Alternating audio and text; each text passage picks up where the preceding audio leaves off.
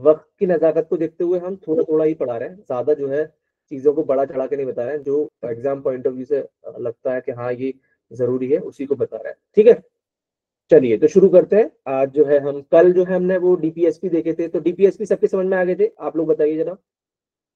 हमने बताया था कि भाई आर्टिकल 36 से 51 तक आई थिंक सारे आर्टिकल हमने थोड़े थोड़े डिस्कस कर ही लिए थे। ठीक है, तो उसको भी आप देखते रहिएगा, देख लीजिएगा।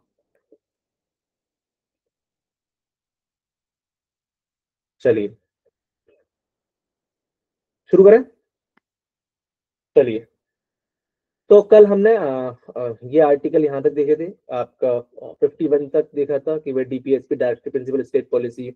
आर्टिकल 36 से शुरू होते हुए 51 तक हमने क्या क्या आर्टिकल्स हैं वो देखे थे, उनके मेन मेन कीवर्ड्स हमने बताया था आपको कि जब कोई आर्टिकल अगर इंपॉर्टेंट नहीं है तो उसका एक कीवर्ड जरूर ध्यान रखिए आप, क्योंकि एग्जाम में आजकल हो रहा है चीजें जो है ऐसी आ जा रही है जो आप एक्सपेक्ट नहीं कर रहे। ठीक है, तो आपको उस चीजों को भी ध्यान में रखना है कि अगर ऐसा भी कोई क्वेश्चन आ जाता है तो हम उसके लिए भी प्रिपेयर रहे। बाद में अरे यार हमने भी तो पढ़ा नहीं था, क्योंकि आप एग्जाम में ये एक्सक्यूज नहीं दे सकते, आजकल कुछ भी पूछते हैं। ठीक है, तो आप प्रिपेयर्ड हैं, वेल प्रिपेयर्ड हैं इंशाल्लाह। जिसकी तैयारी अच्छी होती है ना, वो अगर गलत सवाल भी उसे आ नहीं रहा है ना, तो गलत सवाल को भी सही करके आता है। ठीक है, क्योंकि उसने इतना पढ़ लिया होता है कि वो अपना इलिमिनेशन मेथड लगाकर उसको सही कर देता है। ठीक है, चलिए तो आज थोड़ा सा बस देख लेते हैं, क्योंकि ये तो वैसे मेंस के क्वेश्चन ज्यादा आते हैं इससे, relation between directive principle state और फंडामेंटल राइट्स, है ना।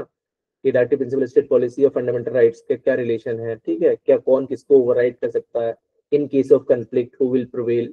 ठीक है, तो ये सारे जो वो हैं आपके इश्यूज हैं, ज्यादातर वैसे आते हैं आपके मेंस एग्जाम्स में, लेकिन हमें थोड़ा सा बस खाली डिफरेंस समझ में आ जाए आपको।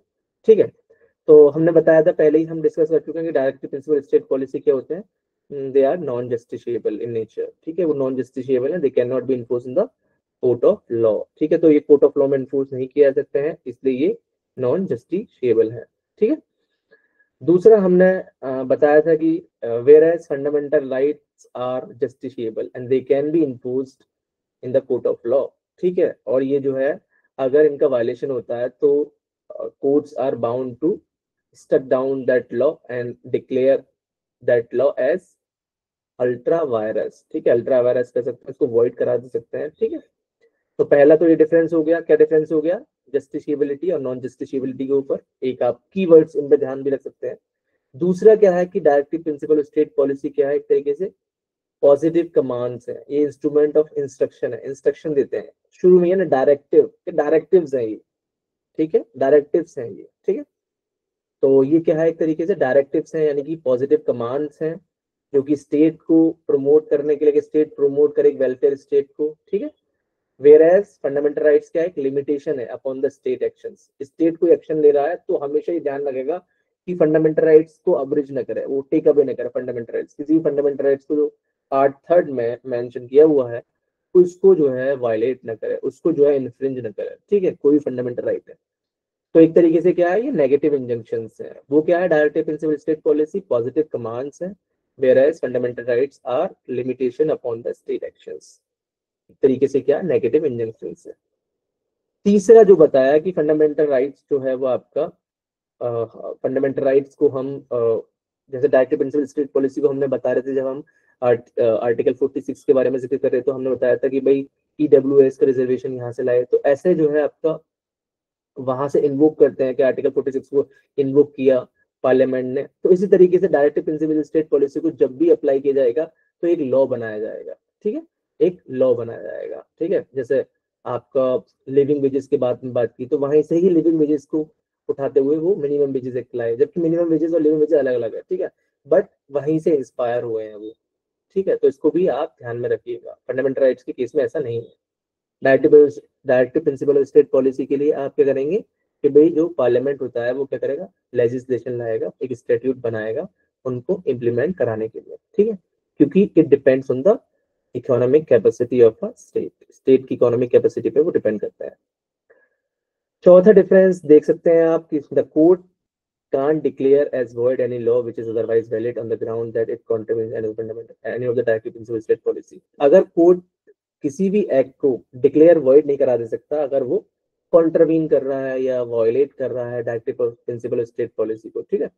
जबकि whereas in the case of fundamental rights courts are bound, it is the bounding duty of the courts, supreme court और हाई कोर्ट की ये बाउंडेड ड्यूटी है कि अगर कोई भी एक्ट ऐसा है जो फंडामेंटल राइट्स को ब्रीच कर रहा है, वायलेट कर रहा है, ठीक है, और उनके इनकंसिस्टेंट भी है, तो ये बाउंडेड ड्यूटी है कोर्ट की कि उनको क्या है, वॉइड करार दिया जाए, ठीक है।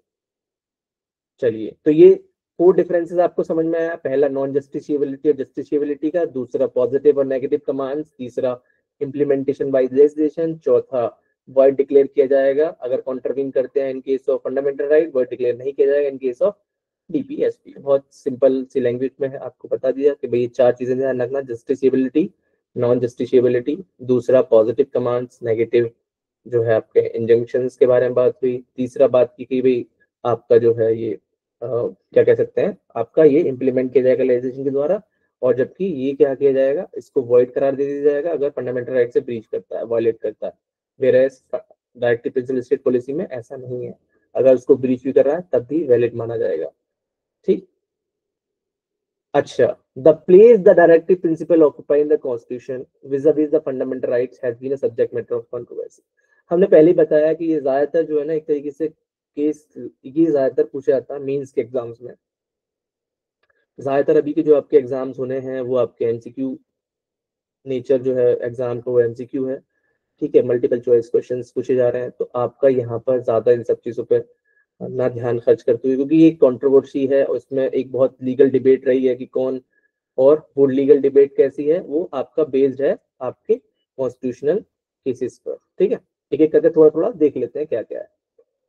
स्टेट ऑफ मद्रास वर्सेस चंपाका में दोहराए राजन, पहले भी हमने डिस्कस कर चुके हैं हम, 1951 का केस था। इसमें डायरेक्टिव प्रिंसिपल को कहा था दे can not override the fundamental rights, क्योंकि ये डायरेक्टिव इन नेचर है। 1951 में देखिए अलग अलग केसेस में कोर्ट ने अलग अलग अपना नजरिया पेश किया, अलग अलग अपना व्यू रखा, अलग अलग अपना पॉइंट ऑफ व्यू दिया है, ठीक है। कोर्ट का ओपिनियन जो है वो बदलती रही है टाइम के हिसाब से, with the passage of time court का जो व्यू है फंडामेंटल राइट्स को ओवरराइड करेगा कौन और कौन किसको ओवरराइड करेगा, इस पर क्या है, बदलता रहा है। तो ये केसेस हम डिस्कस कर लेते हैं, बाकी देखते हैं फिर, है।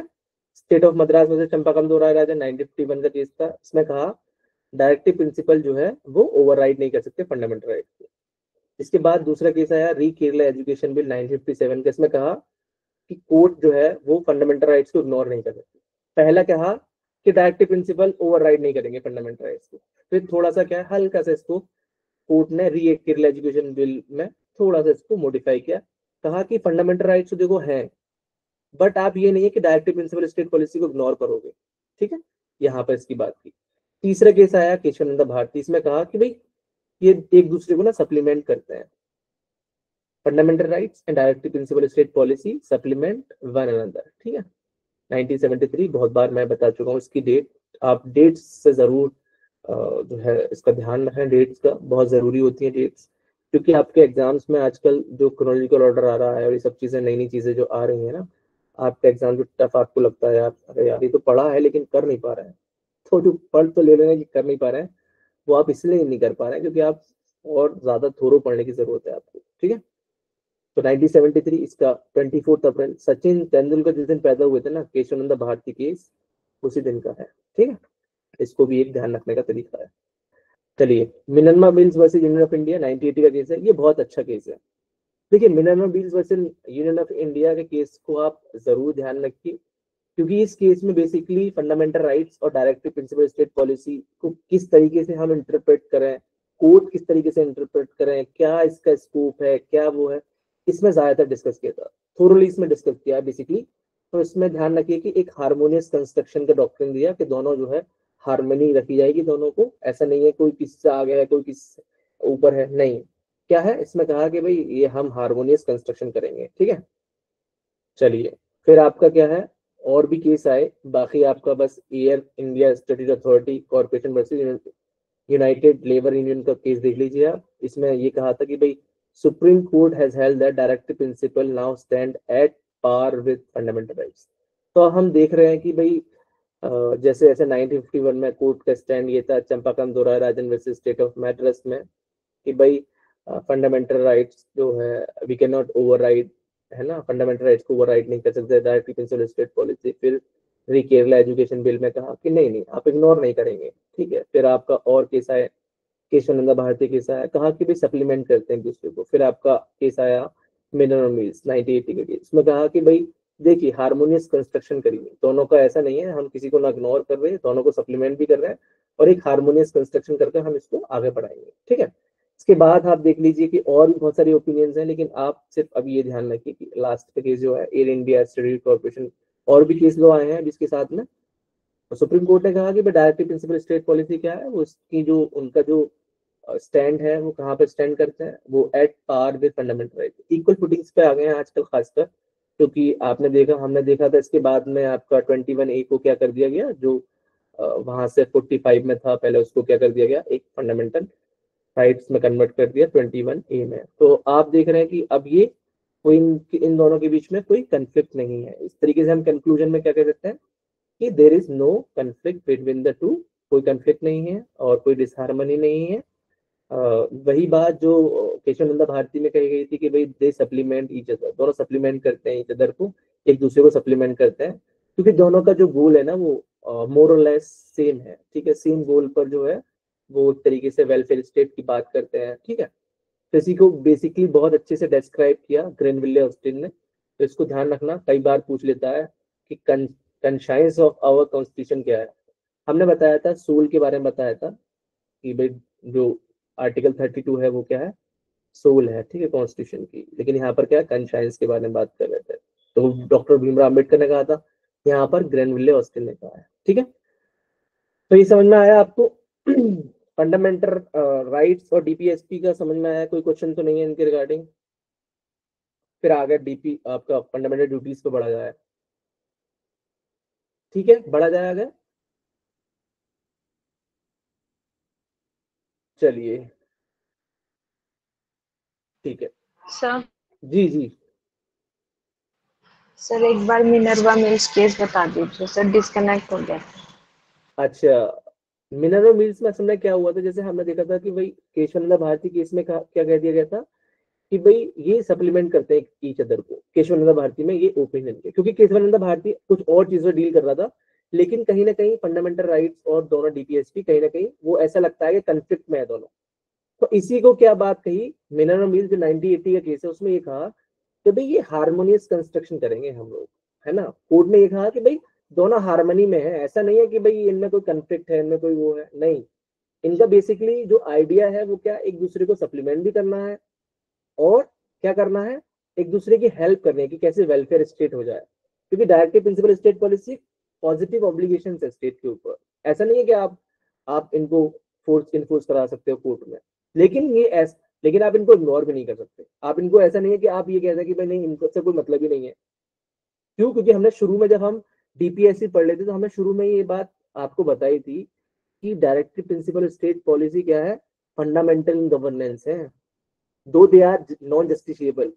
हमने ये बताया कि ये नॉन जस्टिशिएबल है, आर्टिकल 37 को कोट किया हमने, है ना। ये बात आर्टिकल 37 में क्लियरली लिखी हुई है, एक्सप्रेसली मेंशन है आर्टिकल 37 में कि fundamental sorry directive principle state policy are क्या है, वो नॉन जस्टिशिएबल है, बट नेवरदलेस ये क्या है, आपके फंडामेंटल एंड गवर्नेंस है, बहुत जरूरी है। जब भी कोई लेजिस्लेचर लॉ बनाएगा in fundament sorry directive principle state policy को ध्यान में रखकर लॉ बनाएगा।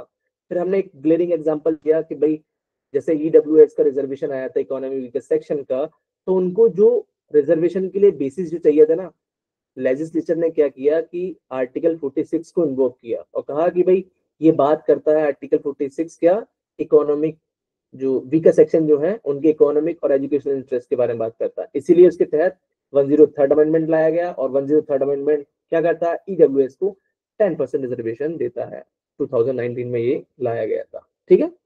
क्लियर हुआ आपको।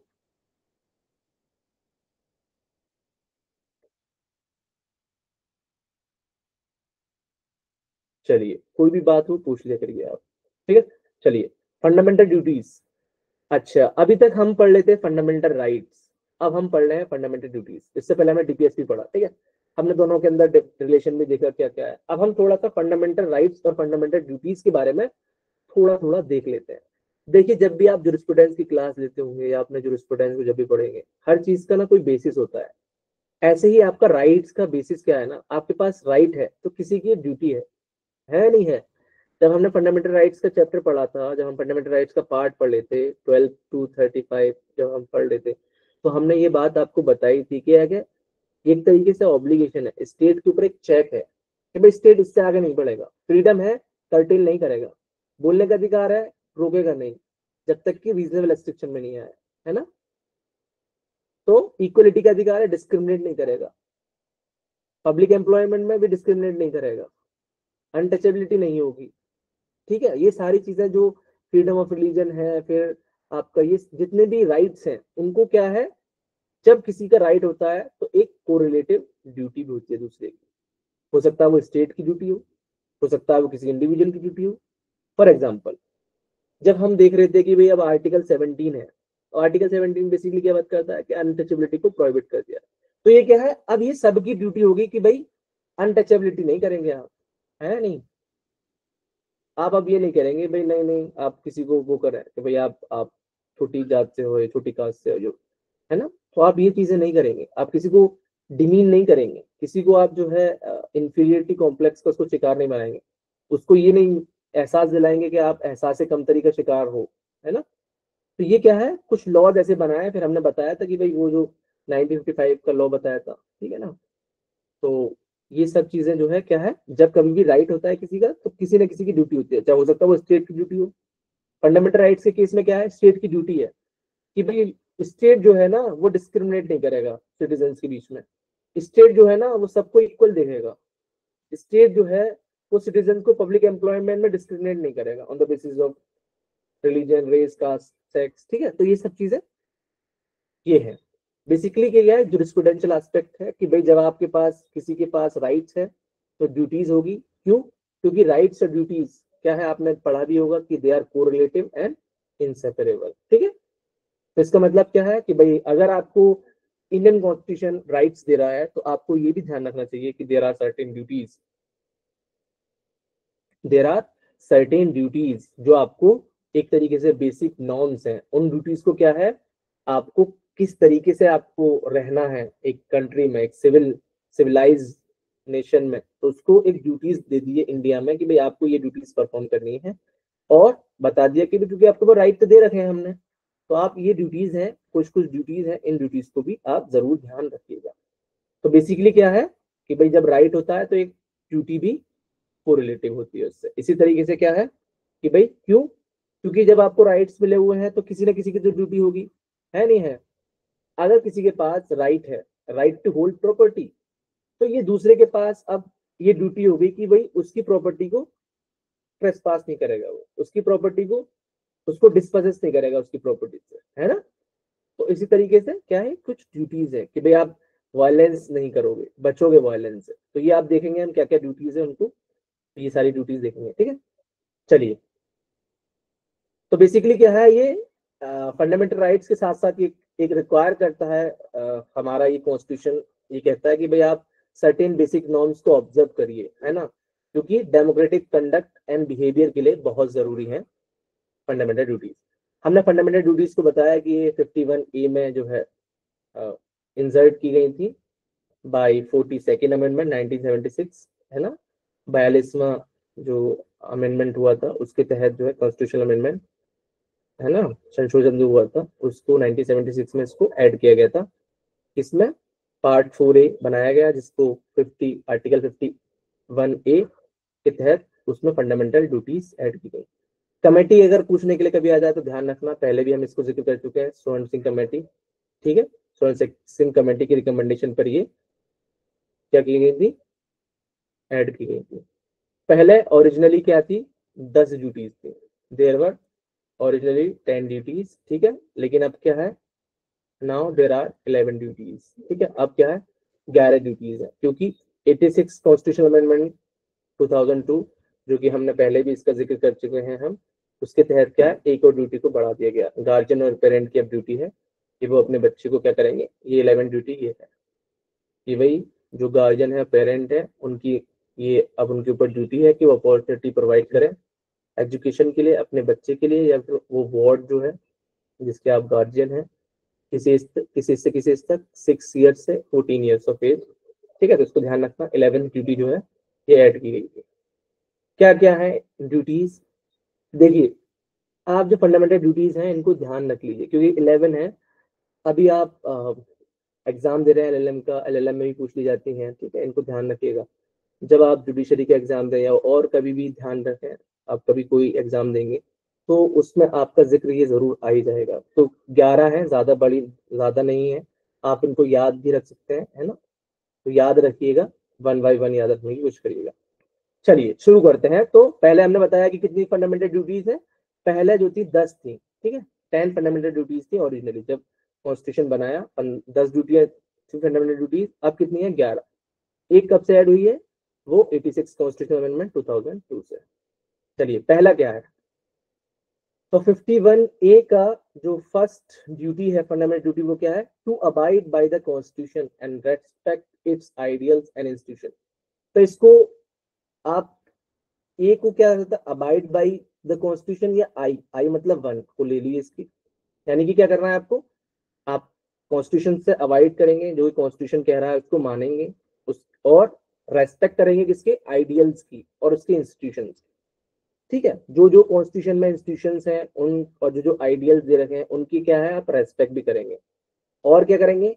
नेशनल फ्लैग और नेशनल एंथम की भी आप रेस्पेक्ट करेंगे। ठीक है, तो पहला क्या है कि अबाइड बाय द कॉन्स्टिट्यूशन होना है, कॉन्स्टिट्यूशन जो कहेगा वो मानना है। दूसरा, रेस्पेक्ट करनी है आइडियल इंस्टीट्यूशन की, including national flag and national anthem. ठीक है, तो पहला तो ये ध्यान रखना कि पहला तो यही है कि कॉन्स्टिट्यूशन में फंडामेंटल ड्यूटीज में अगर पहली ड्यूटीज है तो वो यही है कि कॉन्स्टिट्यूशन को वही अबाइड करना है आपको, है ना?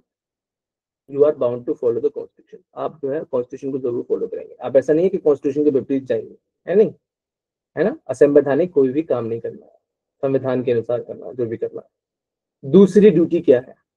दूसरी ड्यूटी ये है कि ये तो हमारा प्रेजेंट हो गया कि भाई हम जो अबाइड बाय द कॉन्स्टिट्यूशन कर रहे हैं। अब ये कह रहा है कि भाई अब हमारा कुछ पास्ट भी रहा है।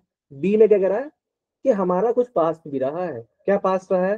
कि हम पहले एक कॉलोनी थे ब्रिटिशर्स की, है नहीं, उनसे हमने आजादी ली है। ये कॉन्स्टिट्यूशन जो बना है वो स्ट्रगल किया था हमने पहले, है ना, जिसको हम नेशनल स्ट्रगल फॉर फ्रीडम कहते हैं। तो पहली तो कॉन्स्टिट्यूशन को अवॉइड करना है। दूसरी ड्यूटी क्या है कि चेरिश करना है और फॉलो द नोबल आइडियल्स। जो नोबल आइडियल्स थे जिनसे इंस्पायर हुआ हमारा नेशनल स्ट्रगल फॉर फ्रीडम, उनको चेरिश भी करना है और उनको फॉलो भी करना है। तो पहला, प्रेजेंट में अबाइड बाय द कॉन्स्टिट्यूशन और रेस्पेक्ट करने आइडियल इंस्टीट्यूशन को, including national flag and national anthem. दूसरा, to cherish and follow the noble ideals which will inspired our national struggle for freedom। तीसरा क्या है? अब ये दो चीज हो गई। जब कॉन्स्टिट्यूशन आ गया तो फिर क्या जरूरत है हमें कि भाई अब भारत तो है ही है, तो अब भारत की क्या है? जो सोवरेनिटी है ना, अक्षुणता जो है ना, उसको छिन्न भिन्न नहीं करने देना है ना? तो जो हमारी जो सोवरेनिटी है, जो एक इंडिया एक सोवरेन कंट्री है, किसी का गुलाम नहीं है ना? पहले क्या थे हम? कॉलोनी थे। तो उसको क्या करना है? उसको भी अपहोल्ड करना है, उसको प्रोटेक्ट करना है। और जब प्रोटेक्ट करेंगे तो आप कैसे करेंगे? प्रोटेक्ट करने के लिए आप हो सकता है वॉर में शामिल होंगे, तो वो डी इसके बारे में कह रहा है कि भाई आप डिफेंड करें अपनी। प्रोटेक्ट कैसे करेंगे? डिफेंड कर कंट्री को एंड रेंडर नेशनल सर्विसेज जब भी आपको बुलाया जाए। फॉर एग्जाम्पल अभी देखा होगा आपने कि ऑपरेशन सिंदूर हुआ। ठीक है, तो उसमें बहुत ज्यादा जो है आप देख रहे थे कि भाई ऐसे हालात देखे हमने कि हो सकता है आने वाले वक्त में जो है सिटीजन्स को बुलाया जाए, ठीक है, नेशनल ड्यूटी परफॉर्म करने के लिए। एक तरीके की क्या है, हमारी एक सर्विसेज है जो हम अपनी कंट्री की सोवरेनिटी को अपहोल्ड करने के लिए, उसको प्रोटेक्ट करने के लिए, हमें डिफेंड करने के लिए। तो डी से डिफेंड याद रखना। 51A के डी में डिफेंड है। और भाई पहले में कॉन्स्टिट्यूशन ही है, abide by the constitution. B में आप नेशनल स्ट्रगल का ध्यान रख सकते हैं। सी में भाई सोवरेनिटी की बात हो रही है, और सोवरेनिटी से रिलेटेड डी आ जाता है, डिपेंड करना है अपनी कंट्री को जब भी आपको wherever you called upon to do so। ठीक है, चलिए ई क्या है कि आप क्या प्रमोट हार्मनी करेंगे। देखिए, ये जो बहुत सारी चीजों पे हमारा जोर जाता है, लेकिन इस चीज पे हमारा जोर नहीं जा रहा है आजकल। हमारा इस चीज पर बहुत कम जोर है कि भाई हमें हार्मनी रखनी है। और स्क्रिप्ट ऑफ कॉमन ब्रदरहुड है, ठीक है। जो फ्रेटर्निटी के बारे में हम प्रेम्बल में बात कर चुके हैं, है ना, फीलिंग ऑफ ब्रदरहुड, वो कहीं ना कहीं हम देख रहे हैं कि डिमिनिश हो रही है हमारे देश में। हमारा जो कंट्री है वो कहीं ना कहीं उसमें फीलिंग ऑफ ब्रदरहुड कहीं ना कहीं छिन्न भिन्न हो रही है, उसको कहीं ना कहीं जो है एक गहरा घाव हुआ है, ठीक है, उसको जो है उसको लोग तोड़ना चाहते हैं, ठीक है। तो हमें इसको भी ध्यान रखना है, ये भी हमारी एक ड्यूटी है ना। हमारी एक ड्यूटी क्या है, हमें हार्मनी करना है, कि हार्मनी में रहना है हमें, है ना। और जो कॉमन ब्रदरहुड की हमारी स्क्रिप्ट है उसको जो है क्या करना है, बेशक हम जो है कहते हैं ना कि हम डाइवर्स हैं, अलग अलग रिलीजन को फॉलो करते हैं, अलग अलग फेथ को फॉलो करते हैं, अलग अलग कपड़े भी पहन सकते हैं, अलग अलग तरीके से हम हुलिया हमारे अलग हो सकते हैं, हमारा अलग अलग चीजें हो सकती हैं, but when it comes to nation we are one. जब हम इंडिया की बात आती है तो हम एक है ना। इसीलिए तो कहा है कि भाई, है ना, हम जो कहते हैं ना यूनिटी इन डाइवर्सिटी, है ना, डाइवर्स है हम, डाइवर्सिटी है। तो डाइवर्सिटी का मतलब ये नहीं है कि हम अरे वो देखने में अलग है तो वो अलग हो गए, नहीं, we have to celebrate the diversity. India की जो सबसे फेमस चीज है ना वो यही है कि हम डाइवर्स है, बहुत डाइवर्स है, इंडिया बहुत डाइवर्स है। हर 5 किलोमीटर पर आपको अलग तरीके की लैंग्वेज दिख जाएगी। आप साउथ में जाओगे वहां का कल्चर बिल्कुल अलग है, आप नॉर्थ में जाओगे वहां का कल्चर बिल्कुल, आप ईस्ट में जाओगे वहां का कल्चर बिल्कुल अलग है, आप वेस्ट में जाओगे वहां का कल्चर बिल्कुल अलग है। तो आप जो भी हमारे जो असमानताएं हैं, है ना, उनको क्या है, हमें उनको ये समझना है कि देयर आर डिफरेंसेस, भाई ऊपर वाले ने ही डिफरेंसेस पैदा किए, इनको सेलिब्रेट करना है नहीं है। तो उन डिफरेंसेस को सेलिब्रेट करना है, ना कि उनको रूट बना लेना है, कि जो झगड़े की जड़ नहीं बनाना है उनको, है ना। कोई अलग बोल रहा है, कोई हिंदी बोल रहा है, आजकल देख रहे हैं कि भाई इम्पोजिशन ऑफ लैंग्वेज का बात चल रही है, कि भाई आप नहीं कन्नड़ बोलिए, हिंदी बोलिए, नहीं, अरे आप बोलिए, ऑफिशियल लैंग्वेज है, 22 ऑफिशियल लैंग्वेज है, कुछ ही बोलिए आप, ठीक है। तो ये क्योंकि डाइवर्सिटी है, जब आप इम्पोजिशन करेंगे, फोर्स करेंगे किसी चीज को, वो गलत हो जाता है, ठीक है। चलिए खैर, ये तो एक डिबेट का मुद्दा हो गया, लेकिन आप ध्यान रखिए कि हमारा जो यहाँ पर है, क्योंकि एक ड्यूटी है, एज अ सिटीजन हमारी एक ड्यूटी है कि कॉमन ब्रदरहुड को हम सेलिब्रेट करें। और देखिए कितनी अच्छी बात कही है, to renounce the practices derogatory to the dignity of women. आजकल हम देख रहे हैं कि बहुत ज्यादा जो है औरतों के खिलाफ जो है ना, बहुत ज्यादा जो है एक तरीके से एक अलग वो चल रहा है, ठीक है। कुछ लोग जो है किसी को इंसिडेंट हो जाती है उसका हवाला लेकर औरतों को जो है अलग वो करने लगते हैं। तो हमें ये भी ध्यान रखना है कि भाई, क्योंकि वही औरत हमारी माँ भी है, वही औरत हमारे जो है बेटी भी हो सकती है, वही औरत हमारी बीवी भी हो सकती है। तो इसको भी हमें ख्याल रखना है कि भाई हम एज अ औरत को ये ना समझें कि भाई विमेन है तो हम जो है उसको अलग निगाह से देखें, अलग उससे देखें। We have to respect women, women को बहुत रेस्पेक्ट देना है ऐसा। और जो भी उनके खिलाफ जो डेरोगेटरी प्रैक्टिसेस चल रही हैं, जो जो औरत की डिग्निटी को हर्ट करती हैं, उनको रिनाउंस करना है, ठीक है, छोड़ देना है उनको, वो नहीं करना है, उन पर बल नहीं देना है ज्यादा से ज्यादा। जो लगता है कि हाँ ये गलत है तो इनको छोड़ देना है। तो पहला क्या है, अबाइड बाय द कॉन्स्टिट्यूशन और उनके आइडियल्स को रेस्पेक्ट करना है। दूसरा, cherish and follow the noble ideas of national struggle. तीसरा, अपहोल्ड करना है और प्रोटेक्ट करना है सोवरेनिटी को। चौथा, डिफेंड करना है अपनी कंट्री को। और जब भी इन केस ऑफ वॉर और कुछ भी ऐसा हालात आए, जो इमरजेंसी सिचुएशंस आए, जहां पर आपको बुलाया जाए तो आप जाइए और अपनी नेशनल सर्विस रेंडर करिए, अपनी सर्विस को नेशन के लिए उपलब्ध कराइए, ठीक है। पांचवा जो हमने बताया कि बहुत जरूरी है आजकल, प्रमोट हार्मनी करिए और कहीं ना कहीं स्क्रिप्ट ऑफ कॉमन ब्रदरहुड के बारे में बात करिए। और जो डेरोगेटरी प्रैक्टिसेस हैं उनको रिनाउंस करिए, ठीक है। एफ, एफ में क्या है कि value and preserve the rich heritage of our composite culture. जो हमारा कंपोजिट कल्चर है, गंगा जमनी तहजीब जो है, उसको भाई बिल्कुल बचा के रखिए, उसको जो उसको वैल्यू करना है उसको प्रिजर्व भी करना है, क्योंकि हमारा ये रिच हेरिटेज है, ठीक है। Differences are bound to happen, they are bound to occur, ठीक है, बट हमें एक कॉमन प्लेटफॉर्म पर आना है जहां पर हमारे जो एक कंपोजिट कल्चर रहा है उसको वैल्यू करना है, उसको प्रिजर्व भी करना है, ठीक है। तो ये एफ हो गया जी। हमने जब बात कर रहे थे हम 48A के बारे में, हम एग्रीकल्चर के प्रोटेक्शन के बारे में और फॉरेस्ट्री के प्रोटेक्शन के बारे में, ठीक है, जब भी हम बात कर रहे थे तो हमने ये बात कही थी कि जब भी हम 48A को पढ़ेंगे तो हम इसको रेड विथ करेंगे 51A के जी के साथ, जो कि फंडामेंटल ड्यूटीज है ना। तो क्या ड्यूटीज है ये फंडामेंटल ड्यूटीज 51A की जी की क्या है, to protect and improve the natural environment, है ना। नेचुरल इन्वायरमेंट को प्रोटेक्ट तो करना ही करना है, इम्प्रूव भी करना है, उसमें बढ़ोतरी करनी है ना, इम्प्रूवमेंट करना है उसमें कहीं ना कहीं, फॉरेस्ट में, लेक्स में, रिवर्स में, और वाइल्ड लाइफ जो है ना।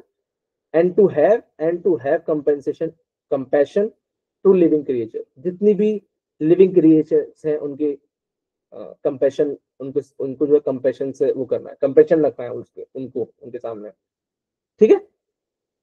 तो ये जो है आपका 51A को ध्यान रखना है, ठीक है। एच क्या है, और हम क्या करें, डेवलप करें, साइंटिफिक टेम्पर को डेवलप करें, ह्यूमनिज्म को डेवलप करें, ठीक है। हम अलग अलग रिलीजन को फॉलो करते हैं, ठीक है, हम अलग अलग हमारी जो है मान्यताएं हैं, लेकिन बट ह्यूमैनिटी तो एक है ना। तो ह्यूमनिज्म को प्रमोट करें, देखिए कितनी खूबसूरत बात लिखी है कि साइंटिफिक टेम्पर को डेवलप करें, ह्यूमनिज्म को प्रमोट करें, द स्पिरिट ऑफ इंक्वायरी और रिफॉर्म को प्रमोट करें। तो भाई अगर आपके अंदर इंक्वायरी है कि अच्छा ये क्यों है, ये क्यों है ना, तो पूछ सकते हैं आप, कोई जरूरी चीज नहीं, हर चीज का, हर रिलीजन में हर चीज की कोई ना कोई वजह होगी कि भाई हाँ अच्छा ये है तो इसकी वजह ये है, इसका रीजन ये है, इसके पीछे ये चीज इसलिए आई है, ठीक है। तो क्या करना है हमको, साइंटिफिक टेम्पर करना है, ह्यूमनिज्म करना है, और स्पिरिट ऑफ इंक्वायरी करनी है, ठीक है। फिर आई आ जाता है, आई में क्या है आपका कि भाई जो पब्लिक प्रॉपर्टी है उसको सेफगार्ड करना है, ट्रेन है, ठीक है, ये जितनी भी हम देखते हैं, बहुत बहुत बहुत दफा हम देखते हैं कि पब्लिक प्रॉपर्टी को क्या है, जानबूझकर लोग जो है निशाना बनाते हैं, कभी कुछ हो गया, आंदोलन कर रहे हैं, उस पर ही जो है पब्लिक प्रॉपर्टी फूकते रहे, गाड़ी फूकते रहे, पुलिस की वैन फूकते रहे। अरे भाई ये तुम्हारे पैसों से ही, और टैक्स लग जाएगा तुम लोगों पर, है नहीं है, तो इसको समझो। खैर, तो सेफगार्ड पब्लिक प्रॉपर्टी करना है, और एब्जॉर्ब वायलेंस, वायलेंस से बचना है, वायलेंस नहीं करना है भाई। क्यों, क्योंकि हमारा देश जो है वो नॉन वायलेंस के ऊपर चलता है, कि भाई हमारा जो है गांधीयन प्रिंसिपल, इसलिए हम जो है ज्यादातर लोग बोलते हैं ऐसा कि भाई महात्मा गांधी जो फादर ऑफ नेशन है ना, क्योंकि उन्होंने नॉन वायलेंस का वो दिया। ज्यादातर हम बाहर जाते हैं, कभी भी ऐसे अभी देखेंगे डेलीगेट जो है ऑपरेशन सिंदूर को वो करने जा रहे हैं, तो वहां पर गांधी जी के सबसे पहले जो जो उनकी मूर्ति है उसको पहले वो कर रहे हैं, सबसे पहले, है नहीं है, वहां पर जाकर उनको जो है अपनी श्रद्धांजलि अर्पित कर रहे हैं, ठीक है। चलिए, तो ये क्या है आपका, आई में क्या है, सेफगार्ड पब्लिक प्रॉपर्टी करना है, और वायलेंस नहीं करना है, ठीक है, एब्जॉर्व करना है वायलेंस से, ठीक है। तो ये आपका क्या है, 9th ड्यूटी है। पहली ड्यूटी हमने क्या बताई थी कि भाई आप क्या करेंगे, अबाइड बाय द कॉन्स्टिट्यूशन करेंगे, फिर आप रेस्पेक्ट करेंगे आइडियल्स इंस्टीट्यूशन को, including national flag, national anthem. दूसरा हमने बताया था cherish and follow the noble ideals, किसके नोबल आइडियल्स को, नेशनल स्ट्रगल के और फ्रीडम के, जो हमारा नेशनल फ्रीडम था, है ना, उसके। तीसरा आपको अपहोल्ड करना है एंड प्रोटेक्ट करना है sovereignty and unity and integrity of the India, ठीक है। चौथा हमने बताया था कि डिफेंड करना है कंट्री को जब भी आपको जरूरत हो, कंट्री कंट्री को जब भी आपकी जरूरत हो तो आपको वहां पर अपनी कंट्री को डिफेंड करना है। पांचवा हमने बताया कि प्रमोट करना है हार्मनी को और स्क्रिप्ट ऑफ कॉमन ब्रदरहुड को, और जो भी प्रैक्टिसेस डेरोगेटरी हैं उनको रिनाउंस करना है विमेन के अगेंस्ट, उसकी डिग्निटी के अगेंस्ट। छठा जो हमने बताया कि वैल्यू करना है, प्रिजर्व करना है रिच हेरिटेज को, जो हमारा अवर कंपोजिट कल्चर है उसको। सातवां हमने ये बताया कि भाई प्रोटेक्ट करना है और इम्प्रूव करना है नेचुरल इन्वायरमेंट को, जिसको हमने 51A जब 48A को डिस्कस कर रहे थे बताया था, है नहीं, तो इसको फॉरेस्ट को, लेक्स हो, रिवर्स हो, वाइल्ड लाइफ हो, या फिर कोई भी लिविंग क्रिएचर हो, उसके प्रति कंपैशन रखना है, ठीक है।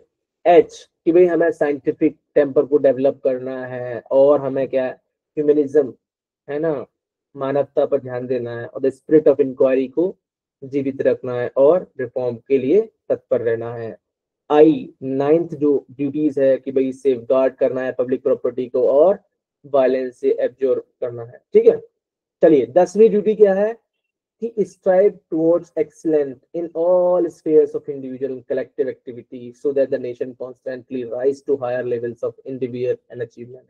हमें इस तरीके से स्ट्राइव करना है कि एक्सीलेंस हम ऑल फेयर्स में, इंडिविजुअल, एक तरीके से इंडिविजुअल की भी बात की गई है यहाँ पर, कलेक्टिव एक्टिविटी की बात की है कि नेशन किस तरीके से ग्रो हो, नेशन किस तरीके से जो है आगे बढ़े, देश हमारा किस तरीके से तरक्की करे, ठीक है।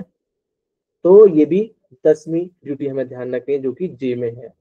के जो कि न्यूली एडेड है, हमने बताया था 2002 में 86 कॉन्स्टिट्यूशनल अमेंडमेंट के बाद इसको जोड़ा गया था। तो ये पेरेंट और गार्जियन के ऊपर ड्यूटी है कि वो अपॉर्चुनिटीज प्रदान करें, ऐसे अवसर जो है दें अपने बच्चों को एजुकेशन के लिए, कि जिससे उनका बच्चा, उनका वार्ड जिसकी वो गार्जियन है, क्या करें between the age of 6 to 14 years, है ना, तो उनको अवसर प्रदान करें, जो कि 6 से 14 साल के बीच का है।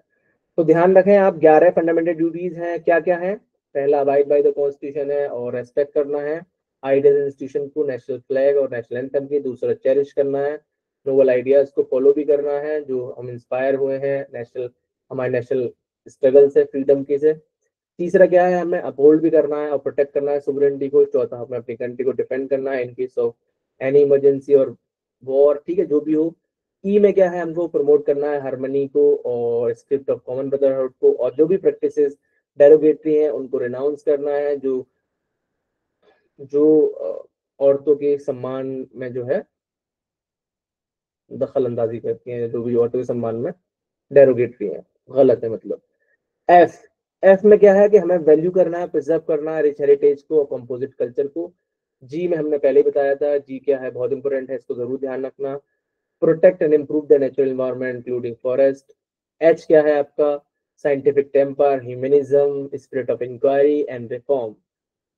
आई क्या है, to safeguard public property and to abjure violence. फिर हमने जे के बारे में बात की कि भाई एक्सीलेंस के बारे में बात की, इंडिविजुअल के बारे में बात होगी और कलेक्टिव एक्टिविटी के बारे में बात होगी। और 11वां क्या है, जो कि न्यूली एडेड है, पहले 10 थे अब 11 हो गए, इसको भी ध्यान में रखना कि पेरेंट और गार्जियन की ये ड्यूटी है कि वो अपने बच्चों को समान अवसर प्रोवाइड कराएं, अपने बच्चे को चाहे वार्ड को जो 6 से 14 साल का है, ठीक है। तो ये फंडामेंटल ड्यूटीज की 11 ड्यूटीज आपको याद हुई।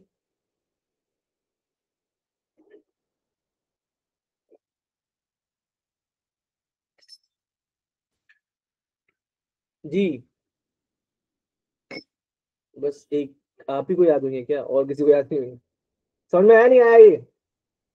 देखिए, 11 फंडामेंटल ड्यूटीज है, उनको 11 के तरीके से आप याद करने के नए नए तरीके अपने आप से खोज सकते हैं, ठीक है। पर बेसिकली ये ना पता होनी चाहिए कि पहले क्या करना है हमें। फर्स्ट, हमें सबसे पहले अबाइड बाय द कॉन्स्टिट्यूशन, कि रेस्पेक्ट करेंगे हम आइडियल्स को, इंस्टीट्यूशंस को, नेशनल फ्लैग को, नेशनल एंथम को। दूसरा, हमने कहा कि भाई चेरिश करना है और फॉलो करना है आइडियल्स को जो इंस्पायर हुए हैं हमारे नेशनल फ्रीडम स्ट्रगल से। तीसरा, प्रोटेक्ट करना है, किसको, हमको प्रोटेक्ट करना है ना, किसको प्रोटेक्ट करना है, सोवरेनिटी को और डिग्निटी, यूनिटी एंड इंटीग्रिटी को इंडिया की। चौथा क्या है, हमें क्या करना है, डिफेंड करना है इन केस ऑफ, जब भी कोई इमरजेंसी सिचुएशन आती है, जब भी बुलाया जाता है तो हमें डिफेंड करना है, ठीक है। तो ऐसे 11 की जो फंड 11 के 11 जो है आपको उनको याद रख लीजिए आप, बहुत जरूरी है ना। पांचवा हमने बताया था कि ब्रदरहुड के बारे में है ना, उसको भी ध्यान में रखना है। पांचवे में ही आपका डेरोगेटरी जो प्रैक्टिस है उनको रिनाउंस करना है, ठीक है। इस तरीके से जो जो आपको याद है उनको याद कर लीजिए, जो याद नहीं है ना, याद करने की कोशिश करिए, जरूर है, इनको तो जरूर याद रखिए, 11 ड्यूटीज को जरूर याद रखिए। ये कभी कभी अगर आप जो भी लोग जुडिशरी की तरफ रुझान है उनका, कभी भी एग्जाम दें आगे फ्यूचर में, तो बहुत जरूरी है, आप इनको जरूर ध्यान रखें। एक सीरियल नंबर बना के याद रखते हैं, कोड बना के याद रख सकते हैं, जो आपको मन करे वैसे याद रखिए, ठीक है। चलिए चलिए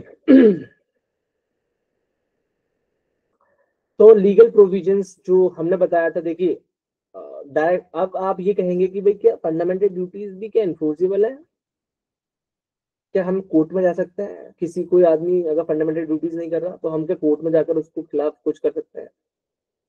तो उसका जवाब हम देंगे अभी, बस आप ये देख लीजिए कि भाई legal provisions related to fundamental कि हम इंप्लीमेंट कैसे करेंगे। देखिए, फंडामेंटल राइट्स जस्टिसेबल है, उनको जाकर कोर्ट में आप इन्फोर्स करा सकते हैं, लेकिन इनको ऐसा नहीं है, इनके केस में ऐसा नहीं है ना, क्यों, क्योंकि फंडामेंटल ड्यूटीज है ना। अगर उसके ऊपर कोई फंडामेंटल ड्यूटीज को इन्वोक करते हुए कोई लॉ बना दिया गया है, अगर उस लॉ का वायलेशन करेंगे तब आप लायबल होंगे। जैसे prevention of insult to national honour act, किसी भी, जैसे आप नेशनल फ्लैग है या किसी भी तरीके का आपको वो कर रहे हैं जो नेशन से रिलेटेड है, ठीक है, आप उसकी जो है बेहुरमती कर रहे हैं, डिसऑनर कर रहे हैं उसको, तो यहाँ पर आपको क्या है, आपको पनिशमेंट मिलेगी, ठीक है। जैसे हमने बताया protection of civil rights act, भाई आप जो है छुआछूत कर रहे हैं, ठीक है, और बहुत सारी चीजें कर रहे हैं, क्यों, क्योंकि आप इक्वल नहीं समझ रहे सबको, है ना। तो उसमें क्या है, आप यहाँ पर आप उसको आप यहाँ पर आपको दंडित किया जाएगा, यहाँ पर आपको पनिशमेंट का प्रावधान है, ठीक है। जैसे रिप्रेजेंटेशन ऑफ पीपल एक्ट है, ठीक है, वाइल्ड लाइफ प्रोटेक्शन एक्ट है, तो बहुत सारे एक्ट जो है इसके तहत, या national commission to review the working of the constitution है, ठीक है। तो ये सारी चीजें क्या है, प्रोविजंस जो है यहाँ से इंस्पायर है, किससे, फंडामेंटल ड्यूटी से इंस्पायर है, ठीक है। तो बहुत सारे लॉज आए हैं कि भाई आप इनके लिए। अच्छा, फंडामेंटल ड्यूटीज का बेसिकली क्रिटिसिज्म क्या है, फंडामेंटल ड्यूटीज का हमने बताया था कि भाई पहली बात तो ये है कि कोई एग्जॉस्टिव नहीं है, 11 ड्यूटीज है। सबसे पहला क्रिटिसिज्म फंडामेंटल ड्यूटीज का ये है कि they are not exhaustive, they are just illustrative, illustrative है, ठीक है। भाई आपको बता दिया ये चीज है, अब ये नहीं है कि आप एग्जॉस्टिव है पूरी तरीके से। क्यों? कि आप ये नहीं कहेंगे कि भाई आपको वोट डालना ही है, कास्टिंग वोट करना है नहीं करना है, टैक्स पे करना है नहीं करना है, ये नहीं बता रहे हैं ये। फैमिली प्लानिंग करनी है नहीं करनी है, ये भी नहीं बता रहे हैं ये, ठीक है। तो हम पहला तो इसका ये कह सकते हैं कि fundamental duties are not exhaustive in nature, they are just illustrative, ठीक है। क्यों? क्योंकि बहुत सारी जो और ड्यूटीज हैं, जैसे हम वोट कास्टिंग वोट करते हैं, ठीक है, जिससे कि हम अच्छी सरकार चुन सकते हैं, हम टैक्सेस पे करते हैं, हम फैमिली प्लानिंग कर जो भी कर, वो है, ठीक है। तो उसमें क्या है, बेसिकली ये ड्यूटीज भी वहां पर एडेड नहीं है, ठीक है। हो सकता है आगे ऐड की जाए, अभी तक तो ऐड नहीं है, ठीक है। तो ये क्रिटिसिज्म है। दूसरा क्या है, फंडामेंटल ड्यूटीज, ये क्या बहुत वेग है, मतलब क्लियर पिक्चर नहीं है। ये ड्यूटीज है, क्या वाकई हम इनको परफॉर्म नहीं करेंगे तो पनिश किए जाएंगे? बहुत बार होता है कि अगर लॉ है उसको तो पनिश किए जाएंगे, लॉ नहीं है तो बच जाते हैं लोग, ठीक है। तो वेग एंड एम्बिगियस है बहुत ज्यादा, ठीक है। तो क्या है, ये नॉन जस्टिशिएबल है, हमने पहले बताया कि एक तरीके से नॉन जस्टिशिएबल है, मोरल इंस्ट्रक्शन की तरह है, लोगों को मोरल इंस्ट्रक्शन, सिटीजन को मोरल इंस्ट्रक्शन है कि भाई ये करना ये करना ये करना है, ऐसे करिए, ठीक है। बट बेसिकली इनका सिग्निफिकेंस क्या है, पहले बताया कि राइट्स होते हैं तो कोरिलेटिव ड्यूटी होती है, ठीक है। इसलिए क्या है, ड्यूटीज जो है वो सिटीजन्स तक ही कन्फाइंड है, जबकि फंडामेंटल राइट्स में क्या है, ये कुछ पर्सन को, जैसे 21 देखेंगे आपको, आर्टिकल 14 देखेंगे, वो पर्सन के लिए अवेलेबल, यानी कि citizens as well as non citizens को भी अप्लाई होता है। क्या आप इन्फोर्स करा सकते हैं फंडामेंटल ड्यूटीज को, ठीक है। तो फंडामेंटल ड्यूटीज, क्योंकि हमने देखा कि 42nd अमेंडमेंट के बाद जो है इसको लाया गया, ये करा सकते हैं इन्फोर्स इनको, लेकिन उसका तरीका क्या है, उसका तरीका ये है, लॉ के द्वारा इन्फोर्स कराएंगे आप। और जो लॉ होगा वो कैसा होना चाहिए कि वो रीजनेबल हो, अंडर आर्टिकल 14 और 19। अगर आप कोई भी फंडामेंटल ड्यूटीज को इन्फोर्स करा रहे हैं, डायरेक्टली आप इन्फोर्स नहीं करा सकते जब तक कि उस पर कोई लॉ ना बनाए पार्लियामेंट, या कोई पेनल्टीज ना करे पार्लियामेंट, या कोई पनिशमेंट ना दे पार्लियामेंट। और उसमें भी ये लॉ में ये लिखा हुआ हो कि in case of failure you have to, आपको ये क्या है, आपको आपको some sort of punishment inflict किया जाएगा, some sort of fine impose किया जाएगा, ठीक है। तो ये क्या है, इन्फोर्समेंट इनका हो सकता है, बट इन्फोर्समेंट किस तरीके से होगा, वो ये है कि दे can B enforceable by making a law, parliament पर लॉ बनाएगा और इसको इन्फोर्स किया जाएगा। उस लॉ में ये जरूर होगा कि भाई कि आप ड्यूटी फुलफिल नहीं कर रहे, आप ये ड्यूटी तो आपने फुलफिल नहीं किया है, और आपको, ठीक है। और वो क्या होना चाहिए, रीजनेबल होना चाहिए, अंडर आर्टिकल 14 और 19, ठीक है। चलिए, बहुत देखा होगा आपने जब कि भाई पहले जो है क्या किया जाता था कि भाई एक one hour in a week जो है आपका पढ़ाया जाता था, प्रोटेक्शन एंड मूवमेंट और नेचुरल इन्वायरमेंट के बारे में एक क्लासेस होती थी, ठीक है। तो एमसी मेहता के केस में आया था ये, MC Mehta versus Union of India 1983 का केस था, जिसमें ये कहा गया कि भाई 51A और 51A का जो जी है, इन्वायरमेंट को प्रोटेक्ट करना, है ना, नेचुरल रिसोर्सेज, वाइल्ड लाइफ को, रिवर को, लेक्स को, ठीक है, फॉरेस्ट को, इनको प्रोटेक्ट करना, प्रिजर्व करना, इंप्रूव करना है, ठीक है, ये हमारी ड्यूटी थी। तो उसके रिगार्डिंग जो है सुप्रीम कोर्ट ने एक डायरेक्टिव कहा कि कंपलसरी टीचिंग होनी चाहिए 1 आवर इन अ वीक, ठीक है, किस पर, इन्वायरमेंट के प्रोटेक्शन पर और इम्प्रूवमेंट पर, ठीक है। चलिए, एम्स वाला एक केस हुआ था, स्टैंड वर्सेस एम्स, तो इसमें क्या कहा था कि collective duty of the state है, एक तरीके से अगर एक एक इंडिविजुअल सिटीजन अपनी ड्यूटी परफॉर्म कर रहा है तो एक तरीके से collective duty of the state होगी। क्योंकि हमने जब 10th ड्यूटी पढ़ लेते तो हमने यही बात करी थी कि 10th जो ड्यूटी है वो क्या करता है कि एक्सीलेंस हासिल करो आप, किसमें, इंडिविजुअल भी एक्सीलेंस हासिल करें और नेशनल जो हमारे वो है, नेशनल ग्रोथ में वो फायदा कंट्रीब्यूट करें, है ना, कलेक्टिवली भी कंट्रीब्यूट करें नेशनल ग्रोथ में, और इंडिविजुअली भी आपके करें, एक्सीलेंस हासिल करें, ठीक है। तो ये आपका फंडामेंटल ड्यूटीज के रिगार्डिंग हो गया। तो आपको कोई दिक्कत fundamental duties, fundamental rights, DPSP में आगे बढ़ा जाए?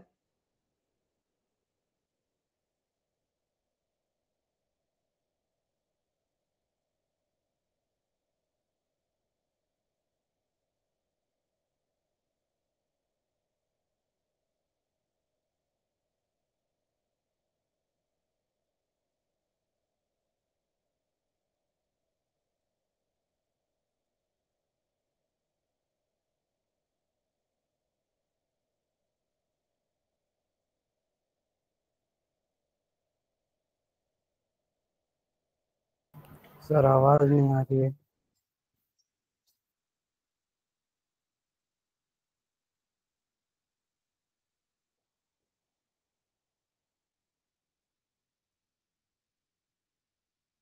हेलो।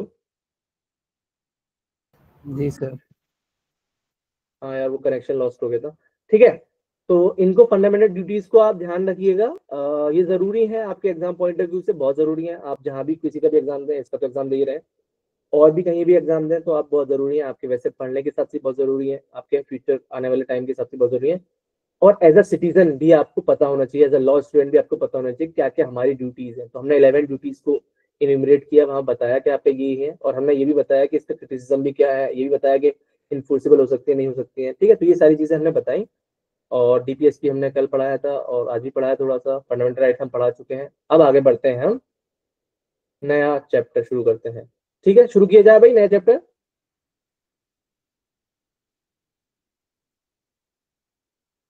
सबको दिखाई दे रहा है? स्क्रीन दिख रही है ना सबको? स्क्रीन दिख रही है ना सबको? ठीक है, चलिए चलिए आज शुरू करते हैं यूनियन एग्जीक्यूटिव। ठीक है, अभी तक हमने पार्ट थर्ड देखा, पार्ट फोर्थ देखा, पार्ट फोर्थ ए देखा। आज देखेंगे हम पार्ट फिफ्थ। तो पार्ट फिफ्थ क्या है आपका? पार्ट फिफ्थ में हम सिर्फ अभी जो देख रहे हैं वो यहाँ से यहाँ तक का देखेंगे, आर्टिकल 52 से लेकर 78 तक का। ठीक है, यूनियन एग्जीक्यूटिव के बारे में बात करता है। अच्छा, प्रेसिडेंट के बारे में देखते हैं क्या है। हाँ, यहाँ पर प्रेसिडेंट कैसे अपॉइंट होता है, कौन होता है। ठीक है, वाकई वो नॉमिनल हेड है या फिर एक्चुअल हेड है, या फिर आपका क्या क्या चीजें हैं उसके, क्या क्या कंडीशन है उसके अपॉइंटमेंट में, कैसे उसको रिव्यू किया सकता है। ठीक है, इन केस ऑफ डिस्प्यूट क्या होगा। ठीक है, वो सारी चीजें हम आज जिक्र करेंगे। तो ये दिख रहा है ना सबको? चलिए, तो पहली चीज जो है हम देखते हैं कि प्रेसिडेंट जो है आपका, जो आर्टिकल 52 है वो ये कहता है कि there shall be a president of India. सिर्फ ये डिक्लेयर करता है कि there shall be a president of India, कि भाई भारत का एक जो है वो क्या होगा, प्रेसिडेंट होगा, है ना। तो यही जो आर्टिकल है, आर्टिकल 52, आर्टिकल 52 को जब आप देखोगे तो ये आर्टिकल जो है सबसे शॉर्टेस्ट आर्टिकल कहा जाता है। जो हमारा आप पूरा कॉन्स्टिट्यूशन पढ़ोगे, इंडियन कॉन्स्टिट्यूशन में जब भी आप देखोगे, तो जो शॉर्टेस्ट आर्टिकल का जो दर्जा प्राप्त है वो यही आर्टिकल है, आर्टिकल 52। तो आर्टिकल 52 क्या डिक्लेयर कर रहा है कि there shall be a president of India, एक जो है प्रेसिडेंट ऑफ इंडिया होगा। ठीक है, भारत का एक क्या प्रेसिडेंट होगा। ठीक है, अब प्रेसिडेंट जो है वो क्या है कि the president is the head of the Indian state, और वो क्या होगा, फर्स्ट सिटीजन होगा। पहले तो एक चीज ध्यान रखना, article 52 is the shortest article in the constitution. दूसरा, प्रेसिडेंट ही हेड ऑफ द स्टेट होगा। ध्यान रखना, there are two terms, one is head of the state, second head of the government. कोई बता सकता है क्या डिफरेंस है इसमें?